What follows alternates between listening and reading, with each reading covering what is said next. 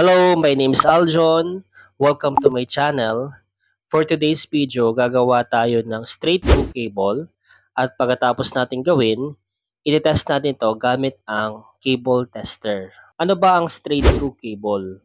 Ang straight through cable o tinatawag din patch cable ay isang uri ng twisted pair cable na ginagamit sa local area network upang pagkonikin ang iba't ibang devices kagaya ng PC to router or router to PC.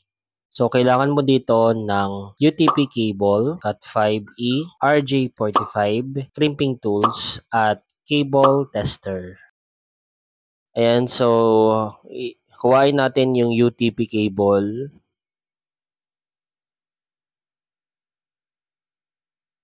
At ang ating crimping tools.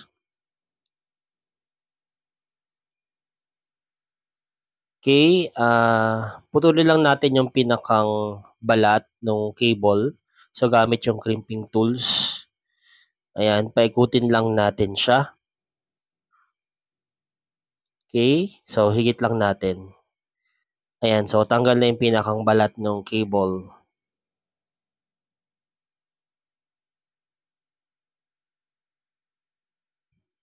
Okay, so himay-himay natin. Ayan, may mga wires sa loob niyan. Bali, 8 wires yan na may iba't ibang kulay. So, putulin lang natin yung hibla. Ayan, para hindi makasagabal. Ayan, paghiwa-hiwalayin lang natin.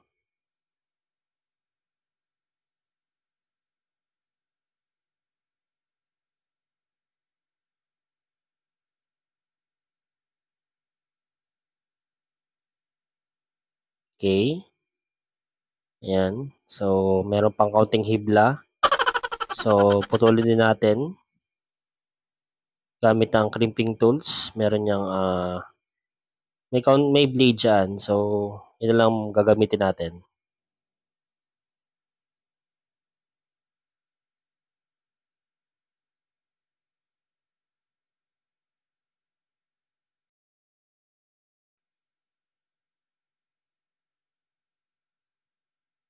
Ayan. So, may iba't ibang kulay yan.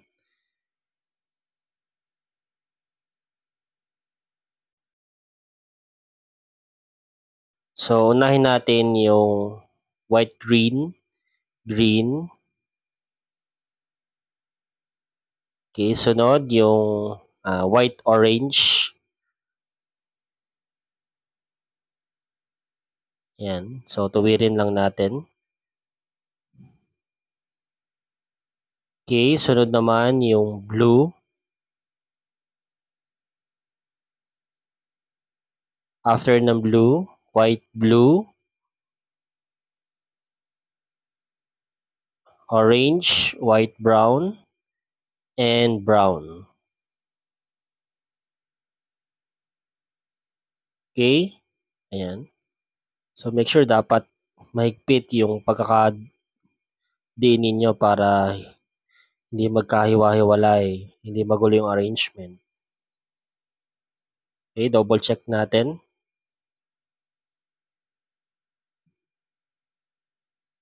Okay, tapos putulin natin yung dulo para tuwid siya gamit ang crimping tools. Yan. So, dapat tuwid siya.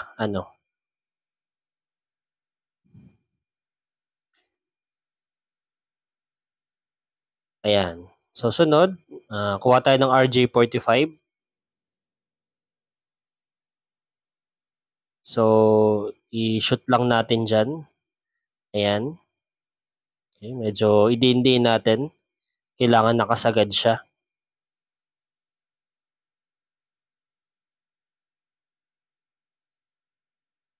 Yan.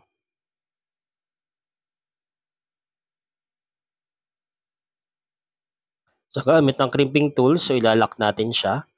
So, kung mapapansin nyo, meron siyang ngipin. Ayun. So, shoot lang natin siya. Ayan. Tapos, ilalak natin. I-crimp natin. Ayan. So, usually tutunog yan. Kalimitan natunog yan. Okay, so check natin. So kailangan yung pinakang bakal dun sa RJ45 nakalapat siya. So para mag-lock dun sa pinakang wire niya. Okay, double check pa natin para sure.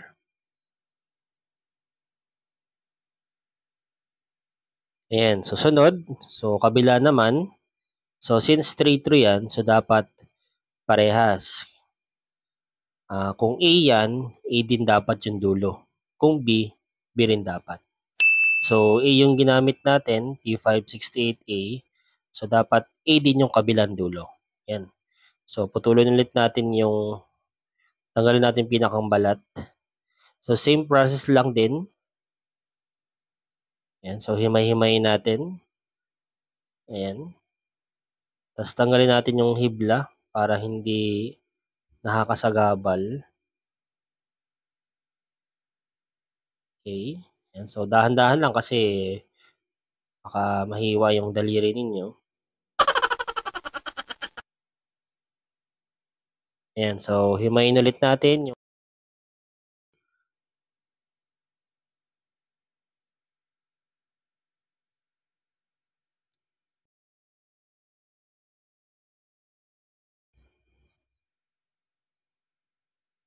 Ayan. So ganun pa rin.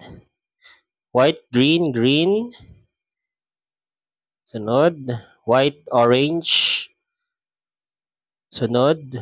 Blue. Okay. Sunod. White, blue. Orange. White, brown, and brown.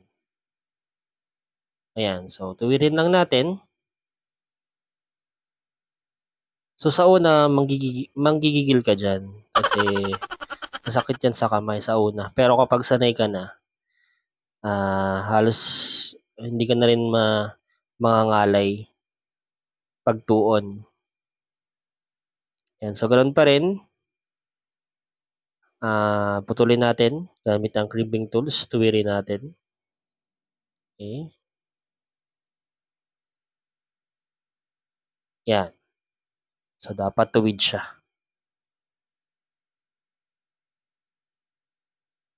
Okay, so sunod, ilagay ulit natin yung RJ45. Okay. Yan, so lapat natin. So ilock ulit natin gamit yung crimping tools. Yan, shoot lang natin doon. And then, ayan. So, kalimitan tutunog yan. Sometimes hindi naman. Pero kalimitan natunog talaga yan.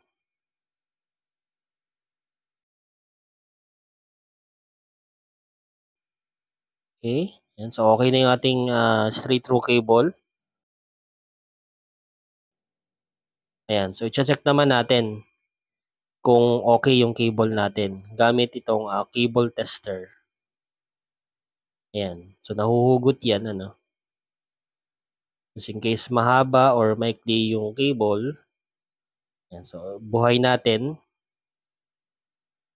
Yan. So, i-test na natin yung ginawa nating cable.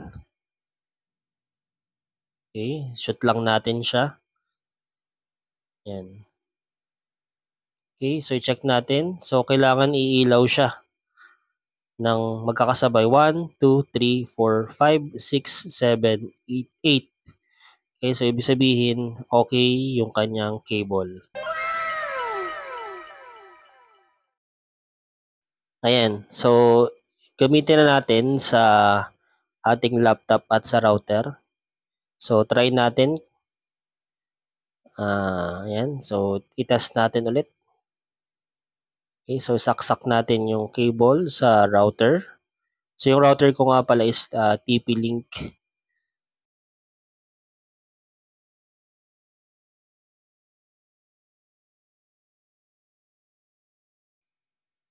Yan. So, kung napapansin ninyo, so nailaw yung pinakang indicator yun dun sa LAN network. So, ibig sabihin may connection siya. So, i-verify pa rin natin. Gamit lang tayo ng kaunting command gamit yung command prompt. Okay, ipconfig. Tas try nating i-ping yung default gateway. Yan, so may reply naman siya. And i-open natin sa browser yung IP nung router. So just to make sure, ayan. So kita naman natin TP-Link. So ibig sabihin accessible siya gamit yung cable. Ayan. So yun lang. So kung nakatulong ang video na ito, paki-subscribe naman and paki-click na rin ang notification bell para update ka sa mga susunod ko na video. Maraming salamat sa iyong panonood. See you on my next video.